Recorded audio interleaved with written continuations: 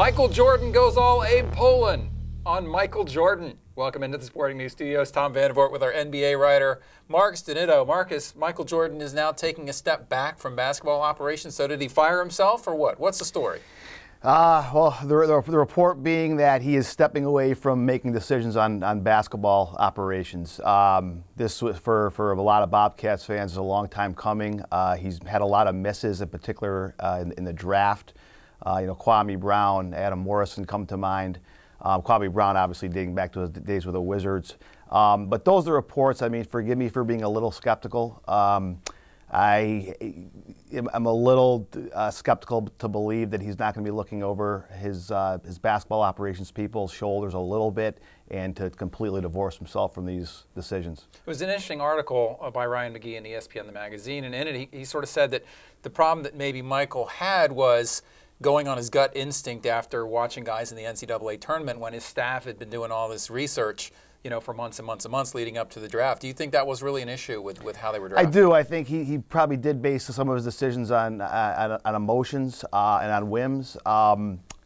He's giving Rich Cho, as general manager, a lot more authority. I think there's a lot of teams out there, a lot of basketball organizations looking at the Oklahoma City Thunder as a model. Rich Cho came from that organization. Right. In particular, small markets like Charlotte, they saw how they built to the draft.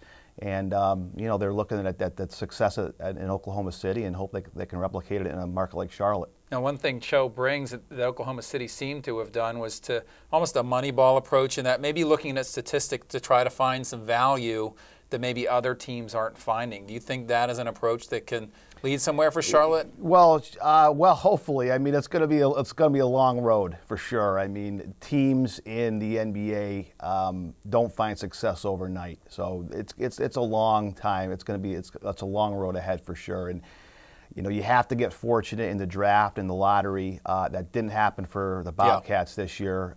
They had the most ping pong balls in the hopper, but they failed to get the #1 pick and didn't come away with Anthony Davis.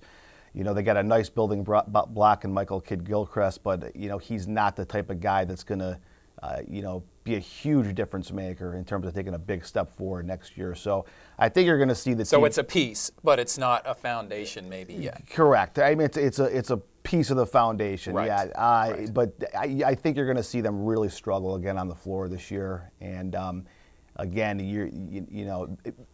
that could end up being a good thing for the Bobcats because maybe they do come away with a top pick next year, or at least one of the top 3 picks, and they come away from the draft looking a little better this year. But it's not a short process. This is years out on the horizon for this team to start being successful and competitive. Absolutely. All right, that's Marcus DiNitto. I'm Tom Vandervoort. We'll just see what the Bobcats have in store for us and Michael Jordan in the next few years.